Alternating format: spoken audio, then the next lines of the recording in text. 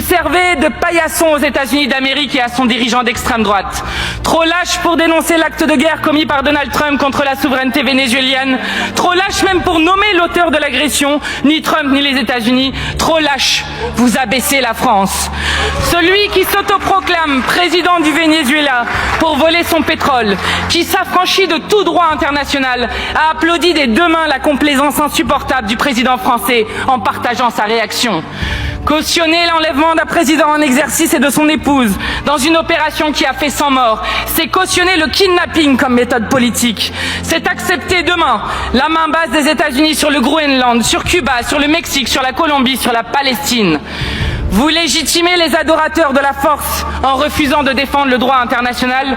Quant aux agents du service après-vente du Pentagone qui voudraient faire croire que les États-Unis agissent pour la liberté et la démocratie, qu'ils regardent en face l'assassinat de René Nicole Goud par la police de l'immigration.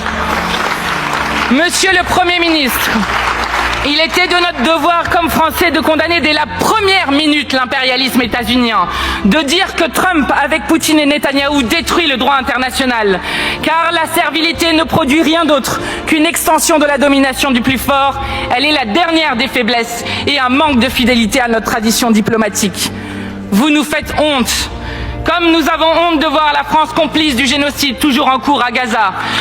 Un cessez-le-feu avec un enfant palestinien tué en moyenne par jour n'est pas un cessez-le-feu. Nous avons honte de vous voir continuer à défendre l'OTAN emmené par un État qui nous menace et nous rançonne. Les insoumis au pouvoir auraient immédiatement rejoint le front du refus, porté par la Colombie, le Brésil, le Mexique ou encore l'Espagne, car la France ne sera jamais la vassale des États-Unis.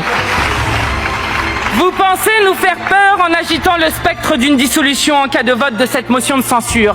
Chiche, monsieur le Premier ministre, faites-le.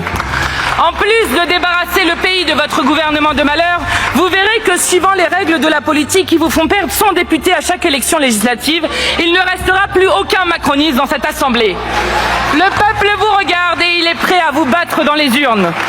Pour nous, le vote populaire ne sera jamais une menace, car le peuple en toutes circonstances est le seul souverain dont nous reconnaissons l'autorité. En toute hypothèse, et ne vous en déplaise, vous n'échapperez ni au scrutin des municipales ni à celui des présidentielles.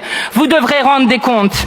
Et lorsque toutes les personnes que vous avez appauvries, humiliées, opprimées, stigmatisées, relèvent la tête et vont aux urnes, apparaît une vérité qui vous effraie. Nous sommes plus nombreux que vous.